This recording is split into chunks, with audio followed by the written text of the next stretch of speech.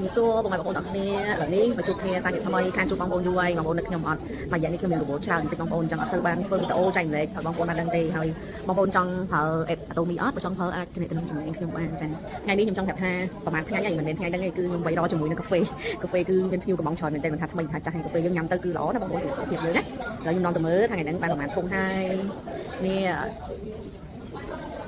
ធំនេះមកធំ$35បងប្អូនមាន200កញ្ចប់ខ្ញុំបានយូរមែនតើចាប្រចាំគ្រួសារកាហ្វេនេះគឺមិនមានផលប៉ះពាល់ដល់សុខភាពទេកាហ្វេយើងគឺកាហ្វេអារ៉ាប៊ីកាសុទ្ធចាហើយបេះដោយដៃយើងផ្ទាល់ពីមិនប្រើម៉ាស៊ីនបេះលាយឡំខ្ចីអីណាគឺបេះដោយទុំបេះដោយដៃ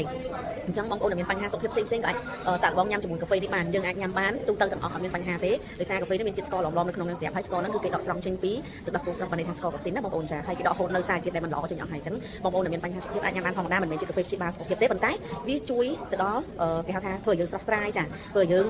ញ៉ាំហើយមានក្តីសុខចាគិតអីងាយនឹងចេញធ្វើឲ្យយើងផ្លេចបងប្អូនចាពិសេសគឺព្រលឹមឡើងហើយខ្ញុំញ៉ាំពេលព្រឹកញ៉ាំធំជាមួយទឹកក្តៅគឺធ្វើឲ្យដុតរំលែកខ្លាញ់ក្នុងសារពាង្គកាយរបស់ខ្ញុំបានល្អមែនទែនចាហើយខែនេះក្តៅបងប្អូនចឹងសាកបងប្រើជាមួយនេះស្រោមអីសំខាន់ការពារកម្ដៅថ្ងៃចាហើយជាមួយ BB Absolute អូយមានទាំងទេមកហ៊ីងចាមានទាំង form លាងមុខទឹកអនាម័យ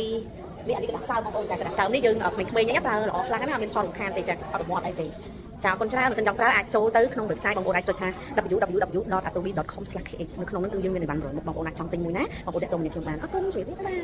យ